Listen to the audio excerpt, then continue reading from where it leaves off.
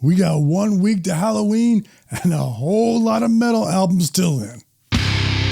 Welcome, metalheads. I'm the host of Heavy Metal Philosophy and writer for Metal Digest, JonBarbas. Make sure you stick around to the end of the episode for this week's album art of the week. It's the weekend. That means we got new metal albums dropping on us, and I'm bringing you my 5 favorite.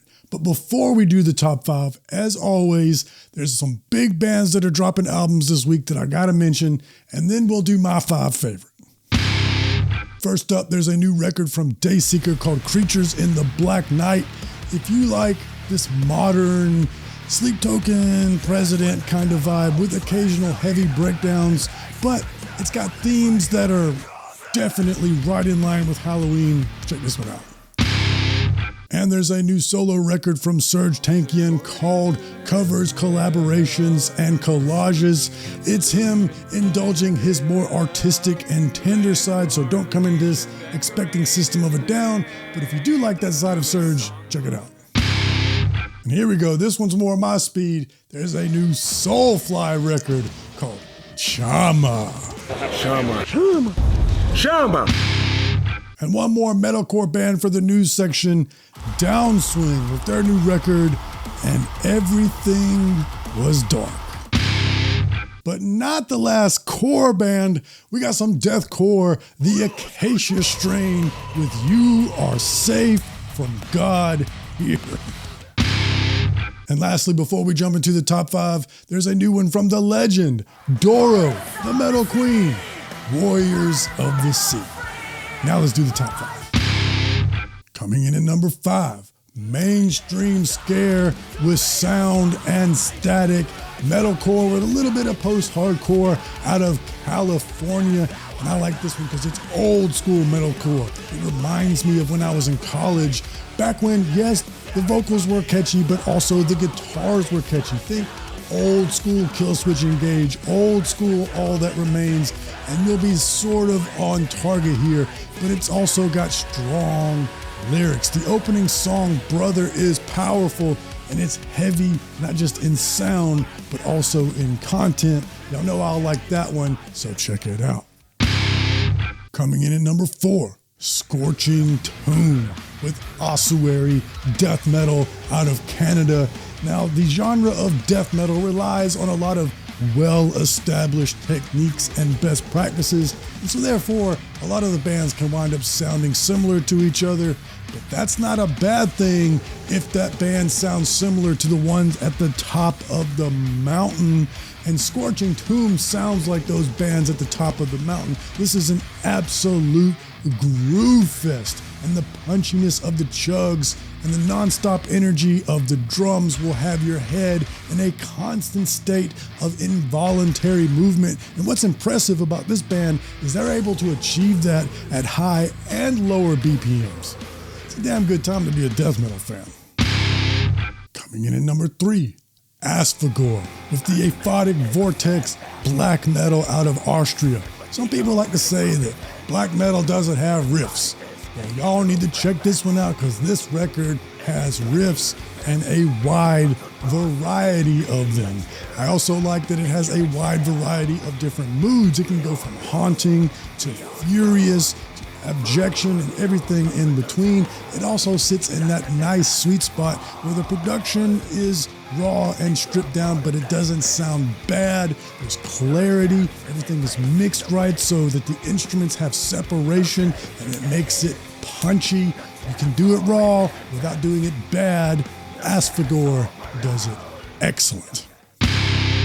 Coming in at number 2, Conjurer with Unself, sludgy post-metal out of the UK. This record starts with a solo acoustic performance, their rendition of a gospel song called The World Is Not My Home. It is forlorn and haunting, and suddenly it's as if the body of the performer explodes, it combusts, and there's this ringing noise and then a roar of primal pain. And that opening is indicative of how the whole record sounds. It's like the band captured their undulating feelings on tape, but that feeling of improvisation is an illusion because you can tell how carefully and well thought out these arrangements and compositions are. It just gets that feeling from the impassioned performances. You definitely want to check this one out. And hey, before we do number one, just got a little bit of news I want to talk about. We all know Varg murdered Euronymous, one of the pioneers of the second wave of black metal. We all know some of the really controversial and racial things that he said, but he's gone and one-upped himself. He's prompted an AI album. Thought you were better than that, Varg. Now let's do number one. Coming in at number one, Psychonaut with World Maker progressive post-metal out of Belgium. This one's going to be a dark horse on a lot of people's prog album of the year lists, including mine. I'm blown away by this record because a lot of the old school prog bands, they either sound like they're engaging in theory exercises or 70s worship. And a lot of modern prog bands, they follow that spacey vibe with syncopated, odd time signatures, single note chugs formula. But this band is fresh and direct. This album is overflowing with compelling melodies and strong lyrical content and powerful deliveries. You're going to listen to this one and be blown away by the feeling, not the technique. And therefore, I think World Maker should be a standard bearer for modern prog bands. Now let's do the dealer's choice, shall we? All right, longtime subscribers know that the Dealer's Choice segment is the part of the show that allows me to break my own rules, and one of the rules is only full albums for the top 5. So for Dealer's Choice this week, we're picking an EP from Mastiff called For All the Dead Dreams. This is sludge metal with some hardcore in it out of the UK, and I loved their last record, Deprecipice, so it of course was no surprise that I love this EP. It is 17 minutes of pissed off catharsis. Their blend of sludge and hardcore and slam has the energy and your blood pumping for the entire runtime, plus a few dynamic surprises to keep everything fresh. More from Mastiff, please. Now let's look at my favorite album art. My favorite album art this week comes from Reveria called Affliction in Bloom, progressive metalcore out of Florida. And if you look at this album art, yeah, it's got the flowers, they're nice, but what really is needed here is to look at the complete package, and then the artistic merit will stand out. Notice the album title, Affliction in Bloom. This record is a concept album about a garden. And then if you look at the track listing, it's got a floral motif, each song named after a flower, and each flower representing a different aspect of life. So listening to this record is kind of like watching a time-lapse video of a flower blooming and then wilting into death. There's all these nice, lush piano passages and emotive, clean singing that are just beautiful, like the bloom. But then when the dissonant and thudding guitars hit, it's like the wilting and the death. It's so heavy and so ugly, but death and its ugliness is beautiful to us metalheads, so you're gonna love that part too. It is like the soundtrack to the beauty and the frustrating impermanence of life.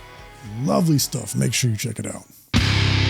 And hey, before we go, I owe all of you a big thank you, because this week we crossed the 25,000 subscriber mark on YouTube, and I couldn't have done it without you. I couldn't have done it without OGs that have been here since we were pushing really hard to get to 666 subscribers, and I can't do it without all of you newcomers. Welcome aboard. It is much appreciated. Hey, if you want to commemorate it, go to JonBarbas-shop.fourthwall.com. Links in the description. Get you some heavy metal philosophy merch. But most importantly, read philosophy, listen to metal. I love you.